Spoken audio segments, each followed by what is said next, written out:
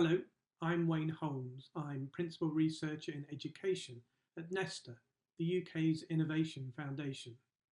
In this presentation, I'll be talking about the application of artificial intelligence in education, the promise and implications for teaching and learning. There have been attempts to automate aspects of teaching and learning since the 1920s and 1950s. But what we'd recognise as AI in education today, or AI Ed, has been researched in universities for around 50 years. Today, AI Ed is big business. There are already multi-billion-dollar funded startups around the world, such as Squirrel AI in China and Carnegie Learning in the US.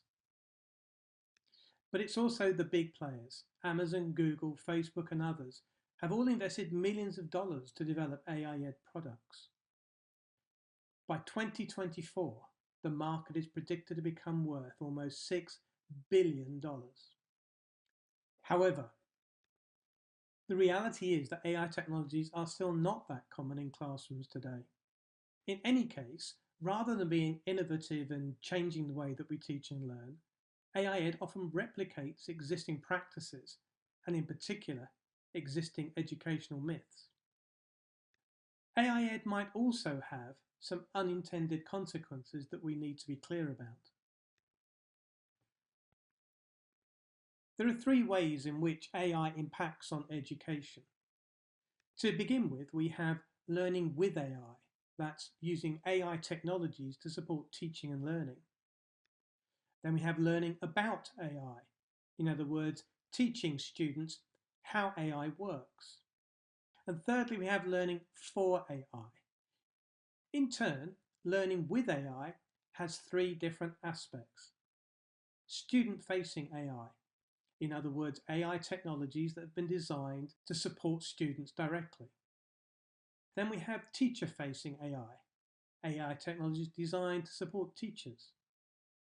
And thirdly, system-facing AI. Learning about AI, on the other hand, can include teaching young people about AI, teaching teachers about AI, and teaching tomorrow's AI engineers. Finally, there's helping all citizens to understand the implications of AI for their daily lives, with issues such as bias, transparency, and the impact on jobs. In this presentation, I'll focus on learning with AI, beginning with system-facing AI.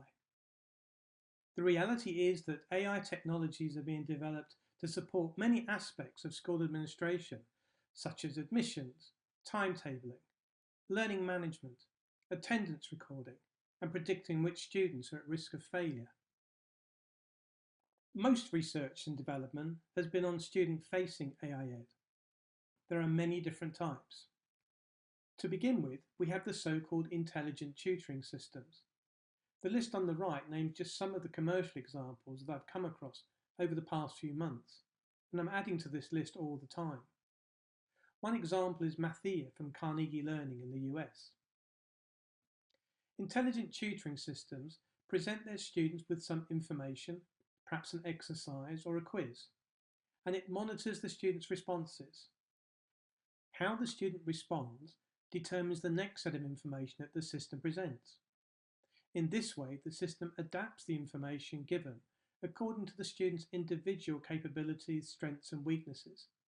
Each student in this way gets their own personalised pathway through the learning materials. The second example AI Ed are dialogue-based tutoring systems.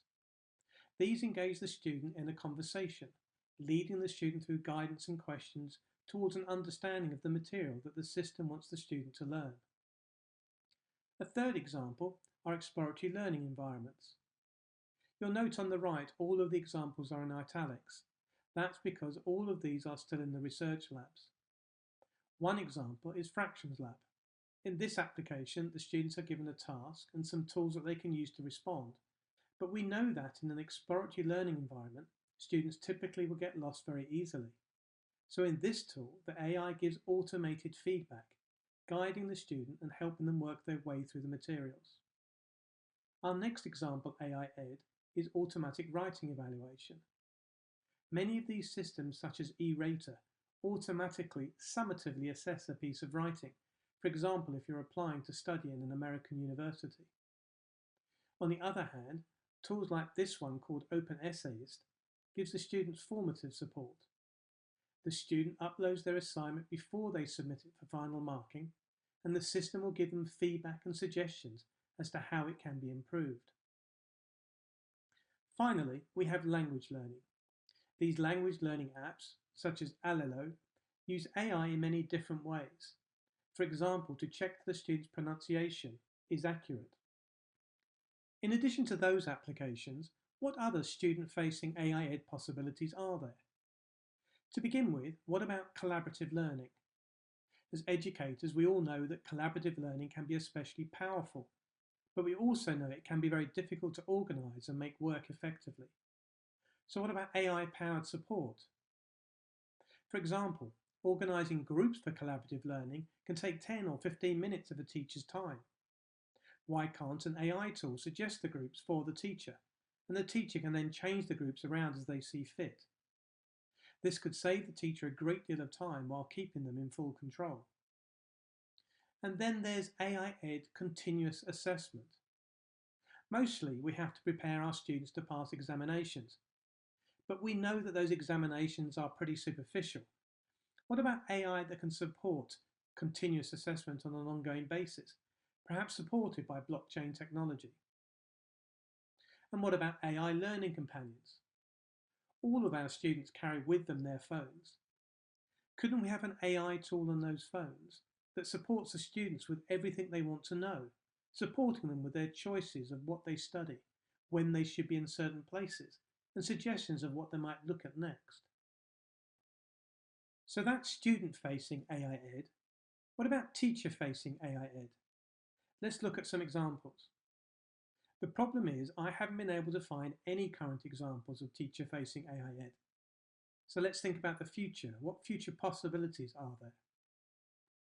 To begin with, what about student forum monitoring? Automatically responding to standard student questions like when do I have to hand in this assignment, and allowing the teachers to concentrate on more complex issues. And what about AI teaching assistants working on a mobile phone or a tablet that could augment what the teachers are doing, giving them instant access to information about their students or the topic that they're discussing? In a sense, it can turn teachers into super teachers. To think about the implications of AI applied in educational contexts, I'll begin with Facebook. As I mentioned previously, Facebook has started to develop AI tools for use in education. And here's the reaction from some students. It severely damaged our education, and that's why we walked out in protest. You might think that that's an overreaction, but it raises several questions that we should consider carefully. In fact, wherever there is a discussion of the ethics of AI applied in education, it almost always starts with the ethics of data, with questions like, what data is being collected? Is the data private? Has there been genuine consent? What proxies are being used? Questions then move on to the algorithms, the computation, with questions like, how do we prevent biases? How do we guard against mistakes? How do we protect against unintended consequences? How do we humans stay in control? Now, these questions around the data and the algorithms are absolutely fundamental. But here, we're talking about the application of AI in education. So what about the ethics of education? Self-fulfilling teacher expectations, resource allocations, gender and ethnic biases, behaviour and discipline, accuracy and validity of assessments, a whole range of different questions that we think about very often when we're considering the world of education. So we need to think about the education, we need to think about the big data, and we need to think about the algorithms and computation. And what about the overlaps? Well, we have the ethics of data used in AI, for example. We have the ethics of the learning analytics and the ethics of algorithms and education, which is only beginning to be something that's being questioned. But what about when these three areas overlap? What occurs there? This is something that we've not really thought through a great deal.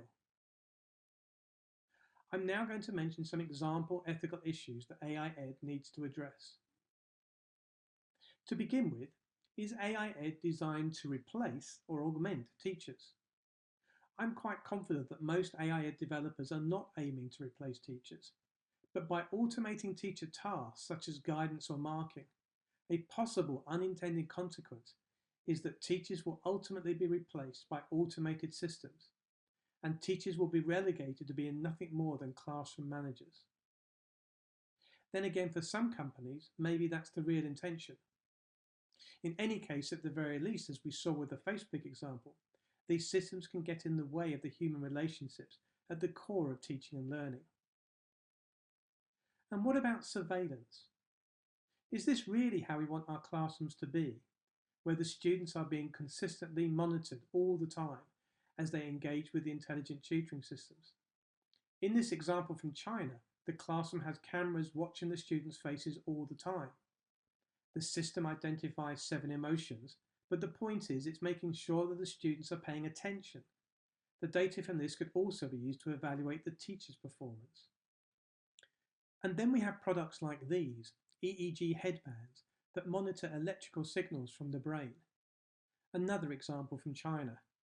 But before we assume that's the only place it's happening, we should bear in mind that these headsets were developed in the US. And here's another example from Europe. In any case, there's little evidence that these headbands actually work. Another example is automatic writing evaluation, which is designed to reduce teacher workload. We know that marking assignments can be time-consuming and sometimes boring for teachers. But the reality is marking is also an opportunity for teachers to learn about their students' individual capabilities.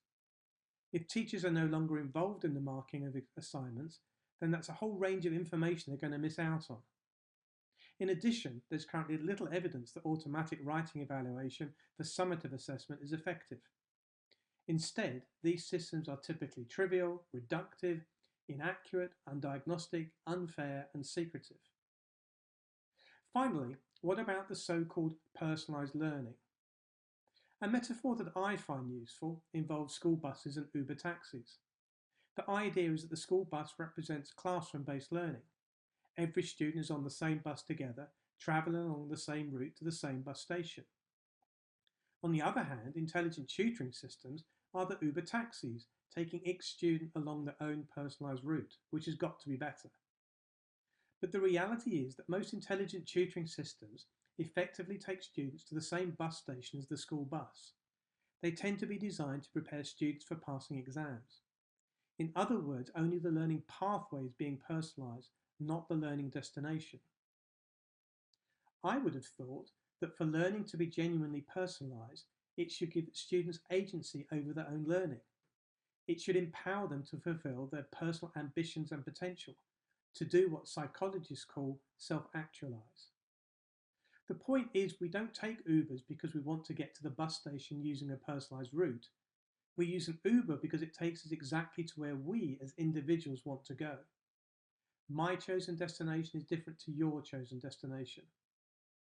In summary, there are many implications of AI in education that we need to take properly into account. Issues around transparency, unintended consequences, autonomy, mainly trust, sharing information, and many other things besides. We also have to recognise that for every positive application of AI in education, there's always a negative.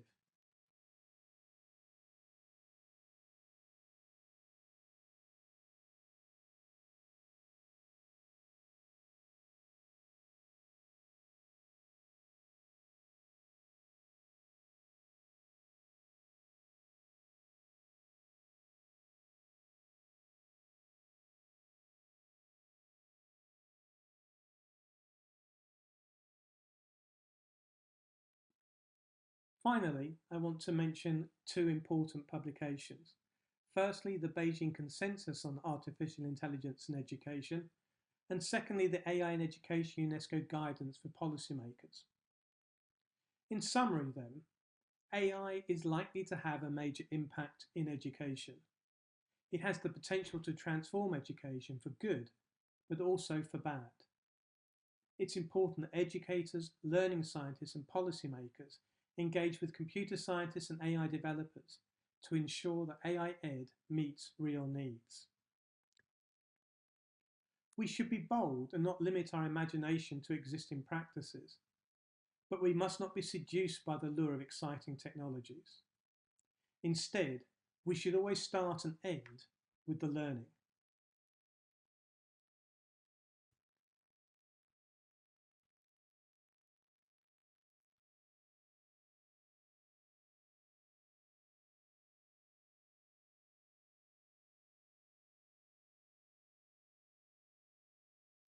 Thank you for listening.